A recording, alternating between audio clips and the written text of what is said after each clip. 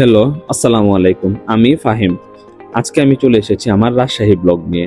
তো রাজশাহীতে কি কি করলাম তাই নিয়ে থাকছে আজকের ভিডিও। রাজশাহীকে বলা হয় আমের শহর আর শিক্ষানগরী। তবে আমার কাছে রাজশাহী মানে শান্ত পরিবেশ, সুন্দর দৃশ্য আর ভ্রমণের নতুন নতুন জায়গা। শুরুতেই আমি আর আমার ফ্রেন্ড আপেল বের হয়ে গেলাম রাজশাহীর উদ্দেশ্যে। আমরা মেট্রোতে করে মতিঝিল পর্যন্ত চলে আসছি এবং মতিঝিল থেকে রিক্সাতে করে আমরা ঢাকা রেলওয়ে স্টেশনে চলে আসছি। এখান থেকে আমরা আমাদের ট্রেনে উঠে পড়ি এবং ট্রেনে করে আমরা রাজশাহীর উদ্দেশ্যে রওনা শুরু করি। আমাদের ট্রেনের সময় ছিল রাত 10টা 45 মিনিট। তো পাশাপাশি সিট না পাওয়াতে আমরা সামনাসামনি দুইটা সিট নিয়ে নিই এবং আমরা আমাদের ট্রেন জার্নি শুরু করি। কিন্তু ট্রেনে ওঠার কিছুক্ষণ পরে বৃষ্টি শুরু হয়, যার ফলে আমাদের চা খাওয়ার প্রয়োজন পড়ে এবং আমরা দুইজন চা নিয়ে নিই। চা খেতে খেতে আমরা বৃষ্টি দেখতেছিলাম এবং কিছুক্ষণ পরে আমরা ঘুমিয়ে যাই। ঘুম থেকে ওঠার পরেই আমরা দেখি আমরা রাজশাহী এসে পৌঁছে গেছি এবং আমরা ট্রেন থেকে নেমে পড়ি। তখন সকাল হয়ে গেছিল এবং আমরা বাসায় গিয়ে ঘুমিয়ে যাই। যেহেতু আমাদের আস্তে আস্তে সকাল হয়ে যায়, তাই পরের দিন আমরা বের হয়েছিলাম একটু দেরি করে। শুরুতেই আমরা চলে গিয়েছি পদ্মার পাড়। এবার বলি আমরা রাজশাহীতে কেন গিয়েছিলাম। আমরা রাজশাহীতে গিয়েছিলাম মূলত একটা কাজে। জাস্ট কাজটা শেষ হওয়ার পর আমরা একদিন থাকি এবং এর পরের দিন আমরা বাসায় চলে আসি।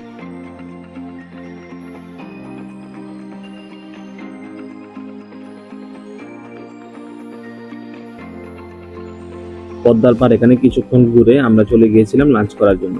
আমাদের সাথে ছিল আমরা যে বাসায় উঠেছিলাম সেখানকার এক ভাই। উনি আমাদেরকে জায়গাগুলো ঘুরিয়ে ঘুরিয়ে দেখ। এরপর আমরা চলে যাই একটা পার্কে, যেখানে ঢুকেই শুরুতেই আমাদের বন্ধু রনির সাথে দেখা। এরপর পার্কটা একটু ঘুরে ঘুরে দেখি আমরা।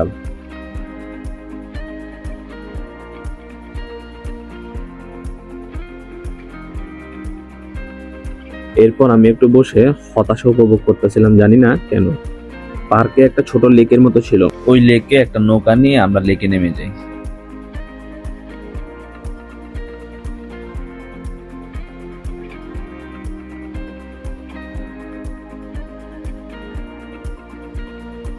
এবং কিছুক্ষণ পর আমার বন্ধু আপেল গান গাওয়া শুরু করে এখানে।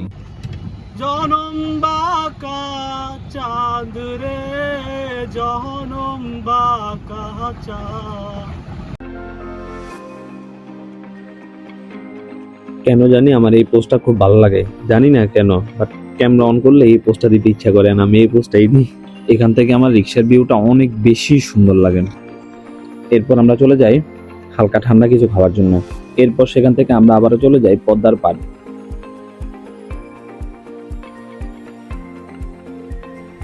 পদ্মার পাড়ে একটা মেলা হচ্ছিল এবং আমরা শুরুতে গিয়ে নৌকায় উঠে যাই।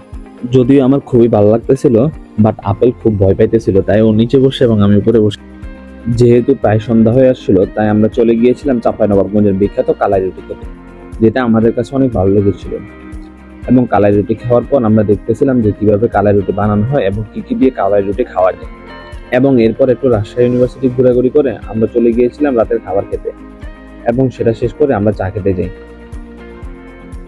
এরপর অনেক বেশি রাত হয়ে যাওয়াতে আমরা বাসায় চলে আসি এবং রাতের রাজশাহী এত সুন্দর যেটা বলার মতো না, বিশেষ করে লাইটিং গুলো।